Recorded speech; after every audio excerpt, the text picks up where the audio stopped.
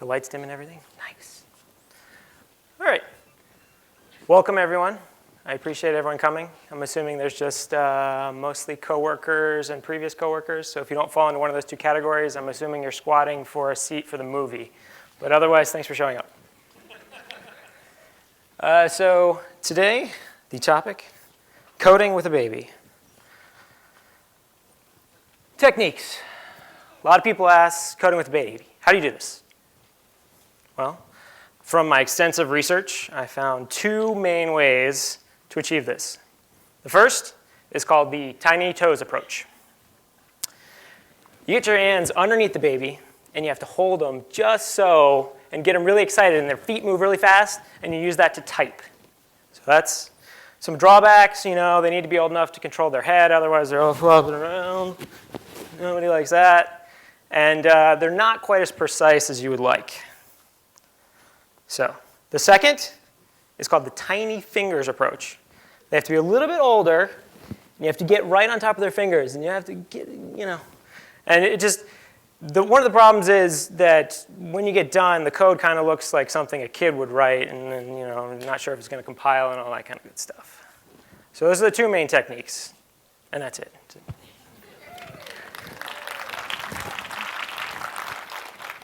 Okay, now on to the real talk.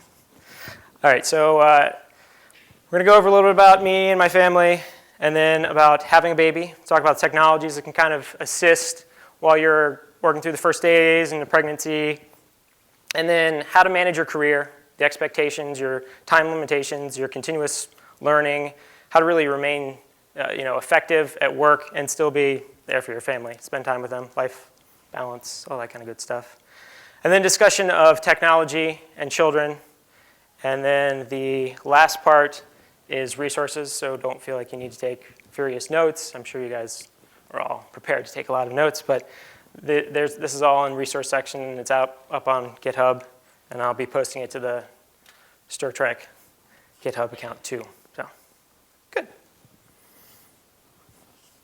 This is me. I'm huge. Look how big I am. I'm kind of goofy, if you couldn't tell already. Short period of time. So I'm an HMBer. I work for HMB. It's a local consulting company. I really enjoy working for them. They have a great culture. If you're interested in HMB, if you're a developer or anything else involved with software, you can talk to me or the booth right outside the door, conveniently located. Father of two. I have a 6-month-old, just about 6 months, and then a 4-year-old. I've been kind of played a bunch of roles in my career: architect, lead developer, scrum master. I really like software. I like talking about software. I like to learn stuff. If you guys want to talk about software things, let's go have a frosty beverage and do that. This is the family. Ours, the big brother. He's the 4-year-old. This is the baby. And that's the wife. She's nice. She lets me spend time doing talks and all that kind of good stuff. This is the only picture she would let me put up. I told people before I had a picture of her when she was pregnant, like about 9 months. I showed her the presentation. She was like, take that off right now, or else. So I specifically did not use their full names, and we'll talk about this a little bit more with kids and technology, privacy and all that goodness that's going on there. All right, having a baby. I'm assuming most of you know how this happens, right? There's a man and a woman, baby, magic. Yeah, there's a diagram in the next one. It shows you how all the things work. Pregnancy. So this is the one where I had my wife. She said, take it off. Look, there's a good icon. So when I found out that my wife was pregnant, you kind of get this, real manly, look what I did. I made this. So big sense of accomplishment, making a baby, but you soon realize, wait a minute, this thing's going to come out, and I'm going to have to deal with it, and I can't put it back, right? You are debugging in production, right? The only problem is the tests are all named A, B, C, D, 1, 2, 3, 4. You know something's wrong with the baby, right? It cries. Yeah, now what? is it hungry? Is it wet? Is it tired? So how do you deal with this uncertainty? You have this good feedback mechanism of it cries, but how do you deal with it? And the way we dealt with it was research and practice. We read some books, some things online, and then we went to some classes. They're like, this is the end that the diaper goes on, and good. And of course, because we're all technology people, technology can help. Here are some apps and services that are useful kind of during that pregnancy phase. My Pregnancy does this cool little thing where you tell it when your baby is due, kind of extrapolates when it was conceived, and then it starts telling you things like, hey, today your baby is a mass of cells, and now it's the size of a pea, and a grapefruit, and it ends up a pumpkin. There's also some technology to track how much the mother-to-be is gaining, because that's an important metric for her to know. And then, of course, the baby names. Got to name the thing. This one, or services, this one included, will kind of give you the top names for a certain year, and they also give you top names for a particular country. I wanted to name the kid Bjorn. She didn't like that. She won, of course. Baby lists and baby registries. This service will allow you to aggregate all of them together. Your Babies R Us, your Amazon, bring it all to one place so you can just give everybody, here's what we need, because babies have a lot of accessories that kind of have to go along with it. Baby kick monitors, a contraction timer. When it comes time, the blood gets flowing. You need time, how long the contractions are going between, and of course, your wife is really excited when you're like, look at this app. We can't go yet. You want to go? Oh, it's not time. It says not time.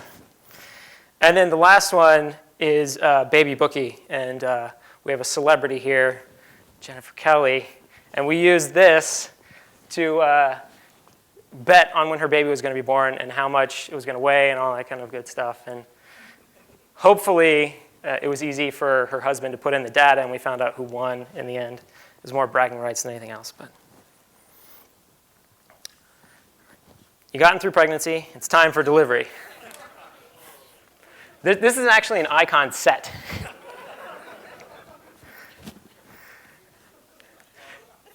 So my second child, first one we got there, we waited a long time.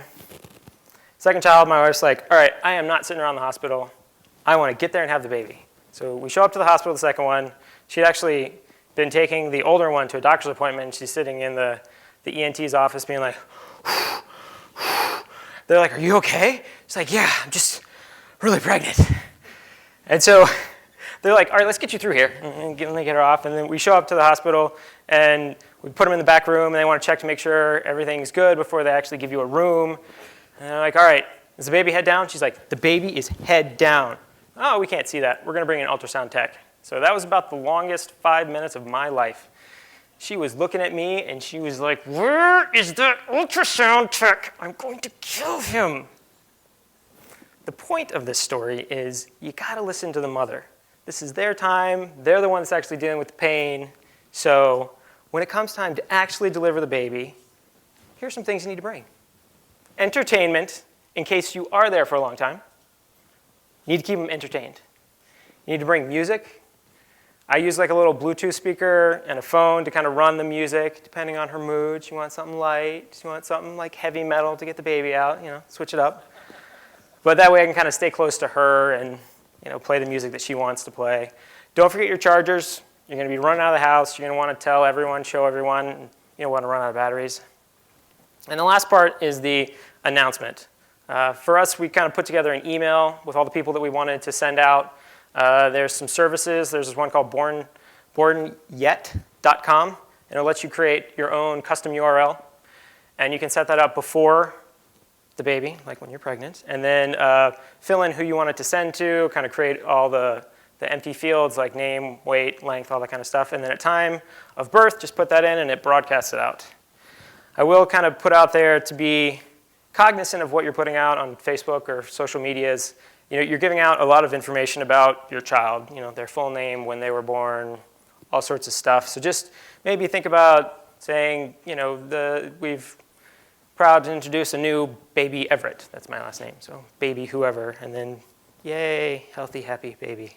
And also be cognizant of how much information you're giving about yourself. Tweeting the centimeters dilated, probably not something that people are interested in seeing.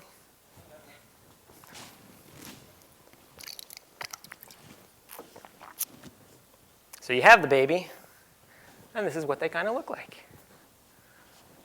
So this is me and R and me and G, and this was the two of them together. Yeah. They look really big. They're much smaller when they come out. This is not actually to scale. My wife told me after the second one, she's like, hey, in these pictures, I kind of noticed you have more gray hair, like immediately after the second one was born. Thanks. So you get the thing out of the mother, then you have the early years. So when you're in the hospital, they want to track everything about the baby. How much it's eating, when's the last time you changed the diaper, how much it's sleeping. There's some good apps and services out there to help you manage it. This particular one is nice because it syncs between phones. So if I feed the baby a bottle, then I can mark it in there. If the grandmother feeds, we can all kind of keep track and keep all the stats together, because when you go back to see the doctor afterwards, they need to know all these things to make sure the baby is continuing to be healthy. Journaling are two other nice kind of functions. We're not real big scrapbookers.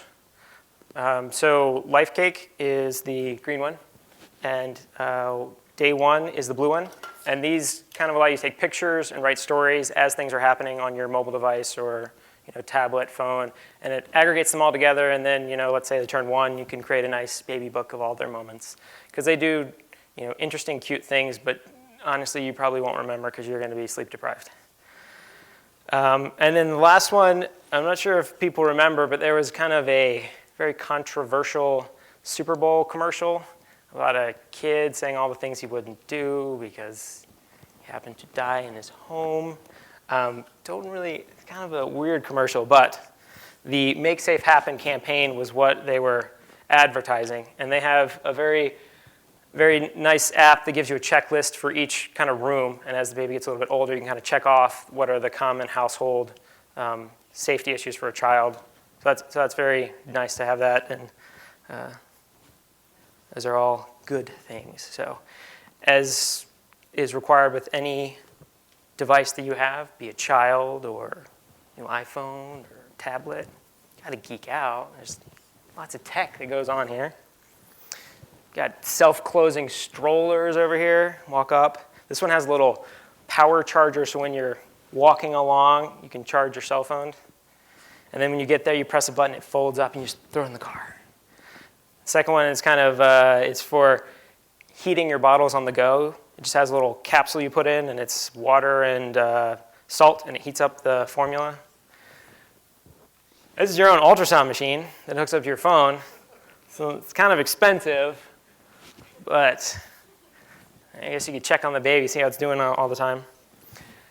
These two, this pulse oximeter boot and baby onesie, I think are very innovative. If this little boot's coming out in June, you put it on the baby's foot, and it gives you their oxygen levels in their blood and their heart rate. And when you first get a baby home, you kind of get freaked out. You're like, it's so small. What if it stops breathing? For our first child, one of us was sleeping and the other one was looking at it sleep, and then we'd switch. Is it still good? Still good?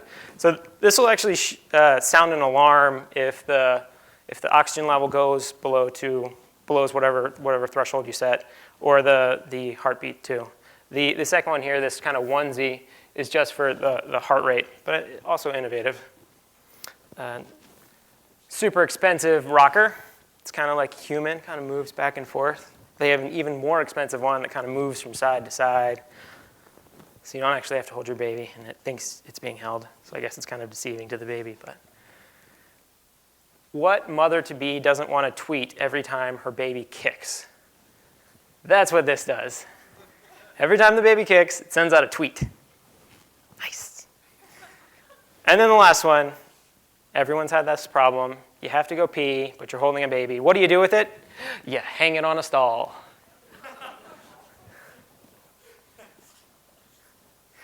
So extra credit for those of you that are hackers out there. There's lots of cool projects to do with Raspberry Pis or Arduinos. You can create your own baby monitor, your own baby video monitor. There's one out there for a mobile that is that can interact with your kids, turns lights on and off based on them moving.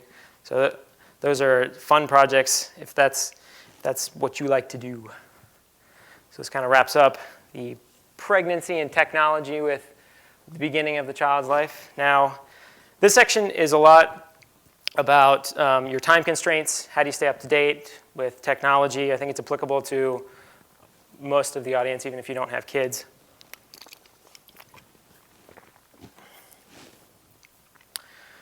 So if you're having a child, you need to plan for it, plan for your impact at work. You want to try to limit how much your team is impacted. And this can also be applicable for if you're taking extended time off, you need to take care of someone elderly, you need to have hip replacement or knee replacement surgery, or you're just going to be out for a little while. Maybe they let you take a sabbatical or something. So what kind of stuff do you need to keep in mind? First, you need to kind of know your rights. The Family Medical Leave Act, FMLA, gives you the rights to take off an extended period of time. It's usually without pay, and that still reserve your spot in the company where they have to take you back. You have to. There are some constraints around it, like you have to work for the company for a year, and there's some others. So don't go running back to your HR person being like, Jim said. So I mean, you have to make sure you fulfill all the constraints. But that is a federal law that if you work for a company long enough and it's of a certain size, then you can take time off for baby or for any medical need to leave. Then you want to check what your maternity and paternity leave policies are.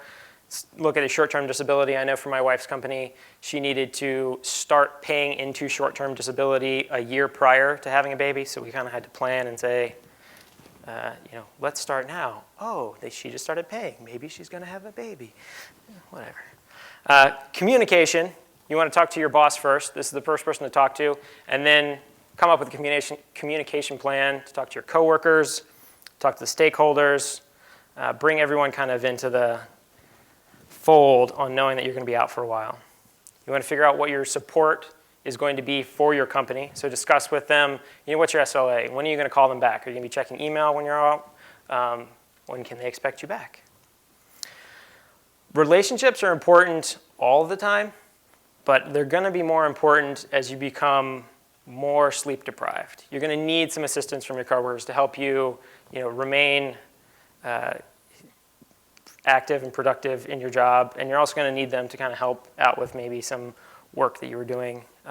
So really take this opportunity, ahead of time that you're not going to be around. Take the opportunity, maybe bring in bagels or create some buzz around the baby by betting on it when it's going to be born. Remove yourself as the primary person on whatever it is that you're a primary person on. You're going to be out. Someone else needs to be cross-trained. It's good because you don't ever want to be that person that's the only one that knows how to do something. As you get closer to the delivery date, start to take on smaller projects, chunks that you can tell someone what you're doing that day and what it's expected to be done. And that way if you leave, somebody can be like, oh, I know what he was doing, and just finish the work. And of course, express appreciation. You're going to be cranky. You're going to be forgetful. And just, thank the people that are helping you. So, thanks, Ben. Ben helped with my second child. He came in and took over my project basically while I was out on paternity leave. So, thanks, Ben. All right, so this is kind of the planning up to it. So once you kind of have the baby, how do we stay organized? How do we stay productive and organized? Got a new little family. Even if you have a family and you're increasing the size, you got less time. I have a hard time functioning really well when I can't get 4 to 6 hours of contiguous sleep. When the baby's waking me up every couple of hours, the brain doesn't work as well. So this is kind of my tech stack for dealing with that. And these are, of course, I'm trying to hit generic topics, but also specific tools to use. Todoist is a to-do application. You can keep everything that is coming in that you need to work on, and then allows you to filter it out, put it in different categories, put it to different projects, Any of those people that are into getting things done? Trademark. This will support that workflow also. It's a multi-platform. It's on your devices, it's on your computer, integrates with Chrome, integrates with Outlook, integrates with Sunrise, which is a calendar aggregation application. Personal, professional, bring it all together. One calendar to rule them all. I kind of switch between Sunrise and Outlook. The Outlook app is awesome. It was purchased. It was a third-party app and then purchased by Microsoft. It brings together your personal and professional email. It brings together all your cloud storage, Box, Dropbox, Google Drive, OneDrive, brings it all together. Very nice. Consolidate, make things easier. Without having any memory, remembering passwords becomes a problem. LastPass is a good one. There's also 1Password I know is very good. I think LastPass is a little cheaper. A lot of people I know use it, like it. I like it. Again, cross-platform, good stuff. Unroll.me is a service that will bring together all of your subscriptions that are coming into your email and put them into one large email. Does a good job with that. Makes my inbox much smaller, less to deal with, less to remember. Pomodoros is actually a technique where you figure out a task you want to work on, spend 25 minutes on it, and then take a 5-minute break. Repeat that like 4 times, then take a longer break. It's just a way for you to focus on a particular topic, give your mind a rest in those 5 minutes. It also allows you to kind of deal with interruptions. People are coming to you, asking you to do something while you're in the middle of a task. I'm going to be done in 5 minutes, then I'll get back to you. Continue on with your task. 30/30 is what I use to measure, to run my Pomodoros.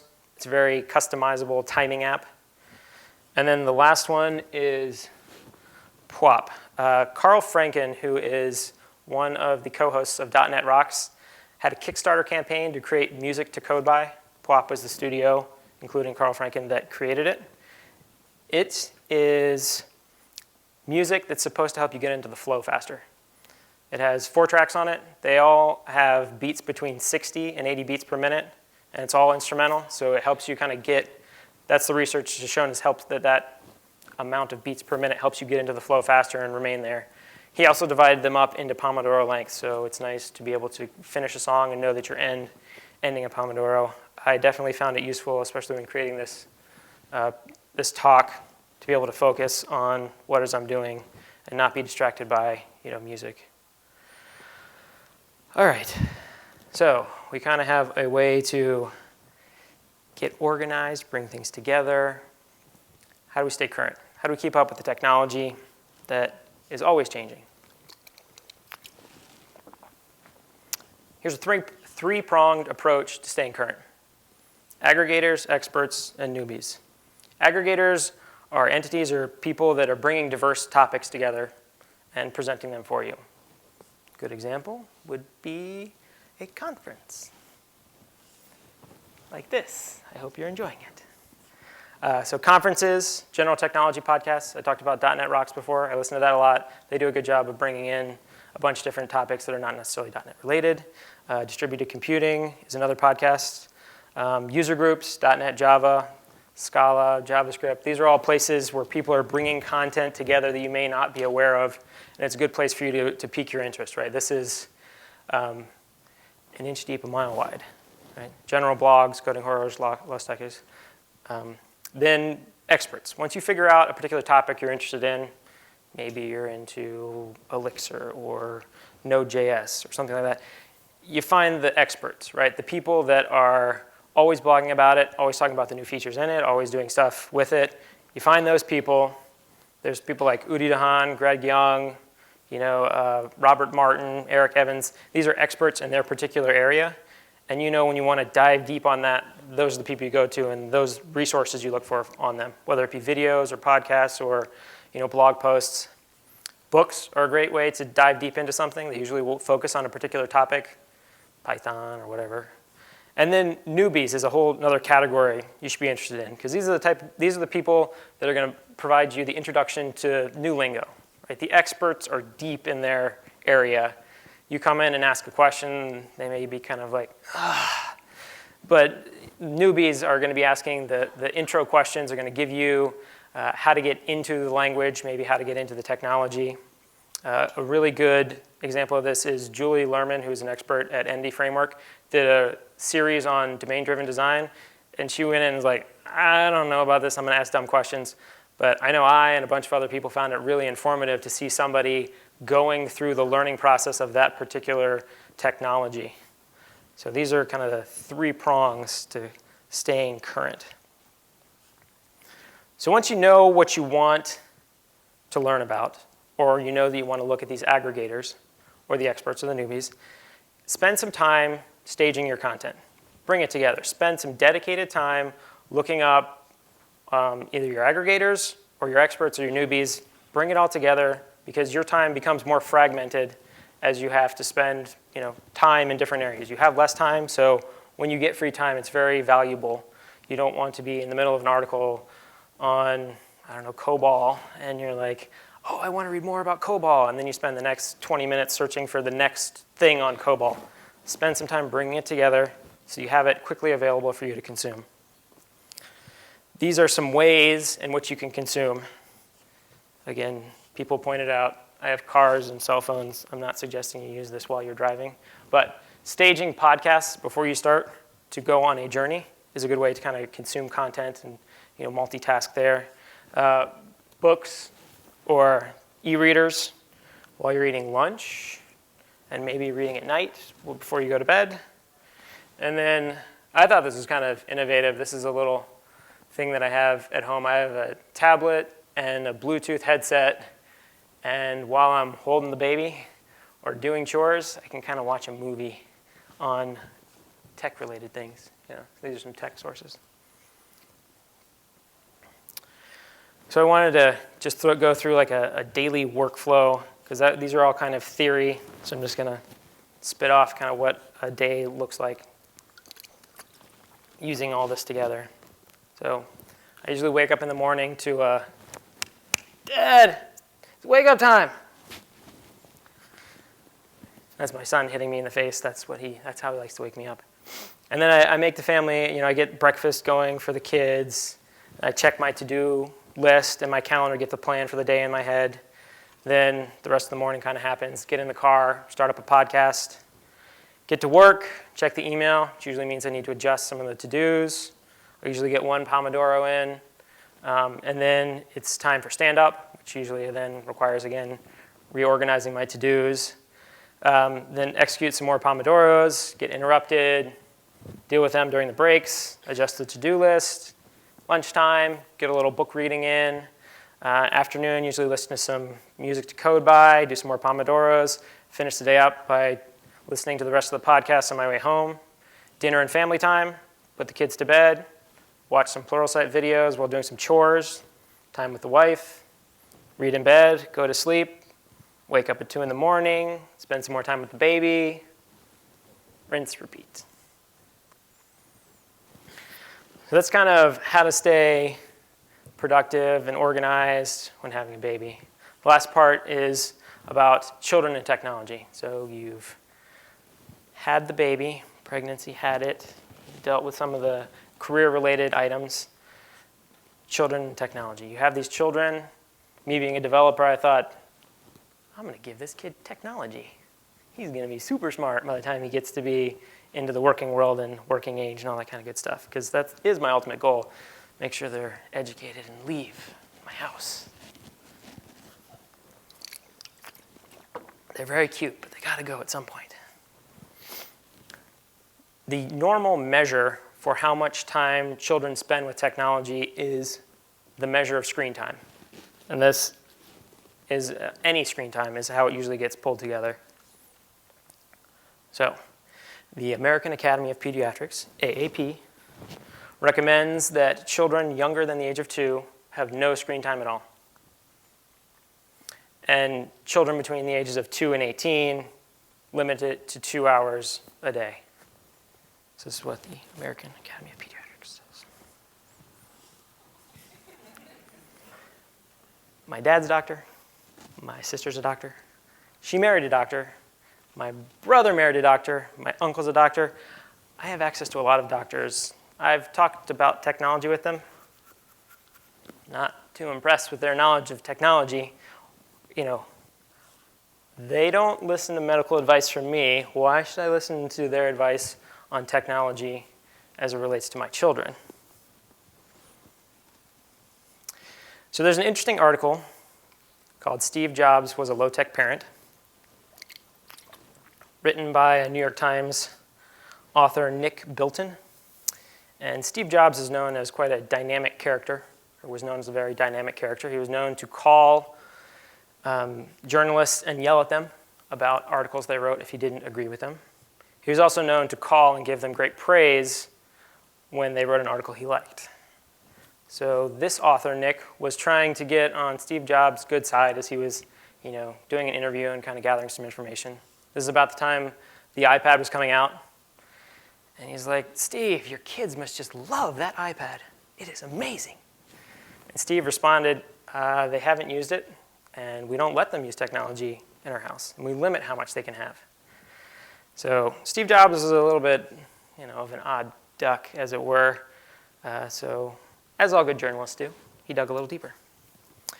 So Chris here is chief exec at 3D Robotics and used to be an editor at Wired. And his kids pretty much accuse him of being a fascist because all their friends get to use technology and they're not allowed to. And he's got kids from 6 to 17, and he is really afraid of the negative impacts of technology. He's seen it firsthand, and he doesn't want that to be his kids. He doesn't want his kids to have that experience. Alex is chief exec at Outcast Agency. She's got some young kids and some a little bit older ones. Her 5-year-old, she doesn't let use technology any during the week. On the weekend, he has limited time. And her 10 to 13-year-olds get 30 minutes during the school nights and then a little bit more on the weekends. Evan, a founder for Blogger and Twitter and Medium, gives his kids physical books. These are these things that they print on paper, and then you open them and turn pages. Yeah, he gives those to his kids instead of iPads and such. Ali, a founder of iLike and advisor to Facebook and Dropbox and Zappos and all those cool tech sites, has a very interesting distinction that I'm going to touch on again, but he really differentiates the consuming versus creating with technology. Creating, he likens it to playing a piano or doing art. We think those are very fulfilling activities. These are creative activities for kids to do. We try not to limit that creative play, and so we should distinguish between when they're doing creative work versus they're just sitting there consuming stuff. Dick is an executive at Twitter, and he lets his kids use unlimited technology, but they have to use it in the living room. And one of his ideas around why he gives them kind of unlimited access is he doesn't want to make technology this holy grail thing that they're not allowed to have, but that they really want, because eventually, again, hopefully the goal is they leave the house. Eventually they'll leave, and they may start binging on technology if they don't have some access to it. And then the last one, I don't know, this guy does some stuff, Microsoft or something. He doesn't let his kids use technology unlimited. It's 45 minutes a day and gives them an hour on the weekends. So that's interesting. We have all these technology leaders out there limiting how much technology their kids can use. So let's kind of look at what the state of affairs are.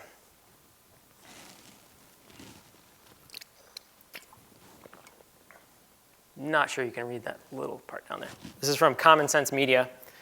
They did a study in 2011 and 2013 on total screen use for ages 0 to 8. I'll put in there the caveat there. There's been a little bit of a decrease between 2011 and 2013. The most interesting statistic, I think, is the bottom one. Mobile devices went up 3-fold in those 2 years. So TV is still number one, but mobile devices are increasing very, very fast.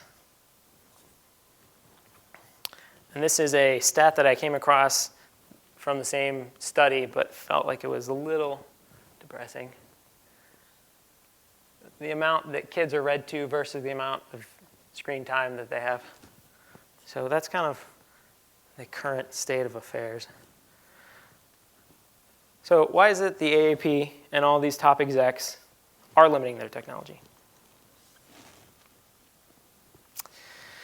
Studies have found that more screen time leads to obesity, behavioral problems, violence, sleep, poor sleep, and poor academic performance. For the obesity, studies have shown that if you sit in front of a screen and eat, you're more likely to mindlessly snack. In addition to having, you're more sedentary. I mean, we talk a lot about in our industry how much time we sit, and we're not up and walking around. The more time you're sitting, consuming, watching, you're not moving around. It also exposes you more to food marketing. Behavioral, they've just noticed the children act more bad. Violence is due to desensitization, and then lack of sleep. I don't like this one because I need more sleep, so I don't want to give my kids access to something that's going to make them sleep less, because when they're up, I have to be up. And so some others are, bullying. It's a hot button topic now. There's a lot of media around bullying. Addiction. We've all seen the people that can't have a conversation with us without checking their phone 5 or 6 times. Children are even more susceptible to this style of addiction, to the devices. Adult content. We, of course, don't want to have our children seeing adult content. And playtime, free time, creativity. One thought I had when kind of doing the research for this talk was all these innovative people, the Steve Jobs of the world, all these top execs, they didn't grow up with the access to technology that we currently have. Is the access to our technology, is being able to be fed everything that we are interested in knowing, is that going to somehow limit the amount of creativity we're going to have going forward? And how do we create these people that are going to use all this great technology to do cool things that we haven't even thought of? So, kind of seen some negative impacts of it. How do we go about managing technology for our children? Number 1, keep it out of the bedroom. Make them go into these high traffic areas, the living room, somewhere where you can see them. We all have had that awkward experience where we're older and we're watching a movie with our parents and some scene comes up and we're like, oh, I don't want to watch this with my parents sitting next to me. That's the same type of thing that'll happen with your kids using technology. Even if you're not looking at their screen, they're going to feel like, I'm not going to text this because my parents are in the room, right? So keeping it out of the bedroom, keeping it where it's in a public place will change their behavior. Don't eat food in front of the television. Don't promote the television to be a member of the family. Set school day rules. How much kids now need to use technology in order to do their work from school. So they have to use it during the week. But set up school day rules versus weekend rules. Suggest some other activities. Do painting or puzzles or read a book together or family exercise. Set a good example. This one's hard for me. I like my technology. My son sees what I do, and it is really odd as a parent to see your child kind of repeat the behavior and the stuff that you say. One day I was playing with my elder one, and he did something really cool, and he said, "Holy macaroni and cheesicles!" And I was like, that's what I say. So it's like these things come up, and you're like, oh my God, they're actually looking at me and listening to what I say. Set a good example, and they'll have a good example. And then if screen time or technology is always the thing you're fighting with your kids on, if it's always what you're butting heads on, just remember, it requires power. Just remove the power. Take it out of the equation. Take the technology away. Take the power away.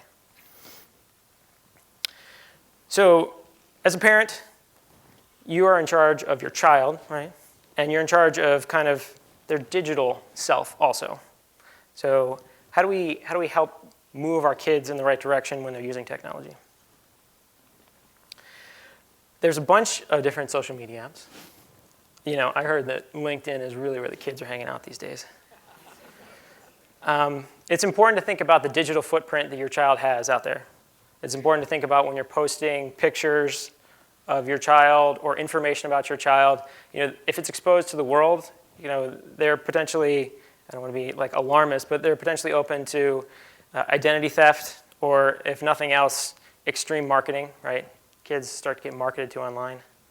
I think we bought bear claws for Jennifer, and then after that, Jared for about 2 weeks was getting hunting stuff and bear traps and coming up on his searching every time he went anywhere. So the marketers are out there watching. Before you post pictures of other people's kids, make sure you at least touch base with their parents. I know when I worked for a school district, there was a lot of rules we had around posting pictures of kids, period, that went to the schools. But if you put pictures with their names, that was like a big no-no. There had to be a big signing of release from all the parents involved in order to have those kids' pictures with their names on the internet. Because that just gives a lot of people information. They can walk up to a kid and say, hey, Johnny, how do you know my name? So you just need to be cognizant of what their digital footprint is and their digital identity online. And this is a part where I think it's important for developers as a community to understand who is our audience for our applications. I don't know if the next big social media guru is sitting in the audience, but take into consideration when you're developing who your audience is and what kind of privacy controls or what kind of knobs you want to put or need to put into this software, because kids using your software is different than adults using your software, and there needs to be different ways for them to interact with it. One of the execs that was interviewed for that article on Steve Jobs only lets his kids use Snapchat because of its ephemeral nature. Once the chats are out there, they're gone forever, right? There's this idea that he didn't want them to have this long history of, let's say, Facebook timeline, and then you come back when you're like 30 looking for a job, and they look back and they see what you were doing when you were like 16, right? They didn't want that, so they only let their kids use Snapchat. So I think that's kind of interesting, and I know Facebook, whether to take over Snapchat or to compete with them, tried to do a similar application called Poke. It kind of failed for them, but I think there is an interesting market for social media that is not living forever and ever and ever.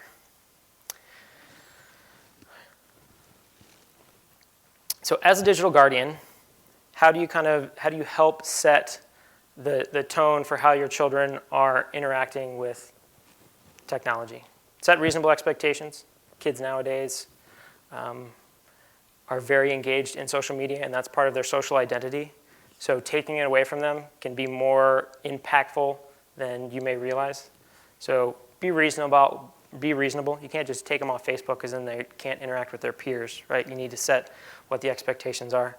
Talk with your kids on how they use their services. Make sure they understand that giving out passwords and personal information is a no-no, and never to meet people online in the real world.